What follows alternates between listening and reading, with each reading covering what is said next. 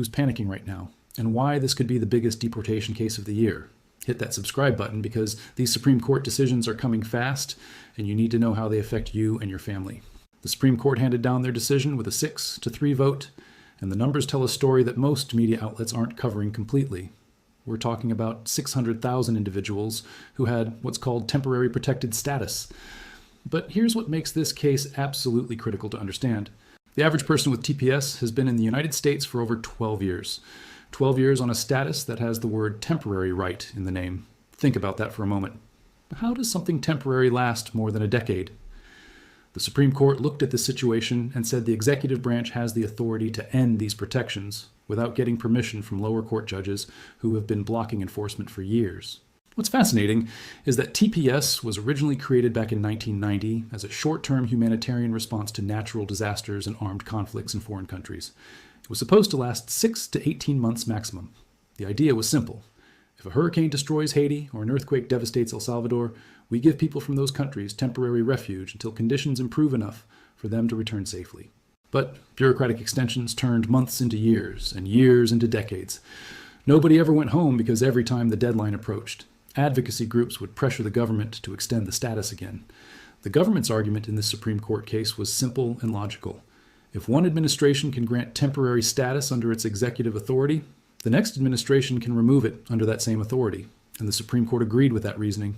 Judge Edward Chen sits on the federal bench in the Northern District of California, and he's been the main roadblock to ending these protections for years. Before President Obama appointed him to the federal bench in 2011, Chen spent years as a staff attorney and national board member of the American Civil Liberties Union. Let that sink in for a moment. The same ACLU that's been fighting these deportation cases in court is the exact organization that trained and employed the judge who issued the injunction blocking the government's actions. Chen has ruled against immigration enforcement in over 40 separate cases since taking the bench. His courtroom in San Francisco has become the go-to venue for immigration activists because they know exactly what they're going to get from him. In this particular case, Judge Chen issued an injunction that stopped the government from ending TPS for Venezuelans and Haitians, claiming the administration didn't follow proper procedures. He extended the protected status multiple times, pushing the deadline from month to month and creating what legal experts call injunction creep. That's where temporary court orders become quasi-permanent because they keep getting renewed over and over. The Ninth Circuit Court of Appeals backed him up completely, which is exactly why this had to go all the way to the Supreme Court for a final resolution. Justices Ketanji Brown Jackson, Sonia Sotomayor, and Elena Kagan formed the dissenting bloc, and Jackson wrote a lengthy opinion that reads more like an activist brief than a legal analysis. She spent 14 pages describing the humanitarian crisis in Venezuela, talking about economic collapse, political repression, and lack of basic services like electricity and clean water.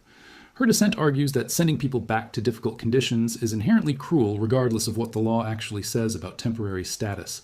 But here's the massive problem with that logic that nobody in the media wants to address. Using that same standard, almost every developing nation on Earth could qualify for permanent protected status. There are currently 54 countries where the State Department has issued travel warnings due to crime, instability, poverty, or poor infrastructure. If we establish a precedent that we can't deport anyone to a country with problems, we've essentially created open borders through judicial decree. Any country with economic struggles or political instability would automatically qualify. That's not what Congress intended when they created TPS as a temporary humanitarian measure. Jackson's dissent also claimed the administration didn't provide adequate reasoning for ending the protections. But the majority opinion pointed out clearly that the law doesn't require the government to explain why a temporary program is ending. Temporary means temporary. It doesn't require a dissertation on why something that was always supposed to be short-term is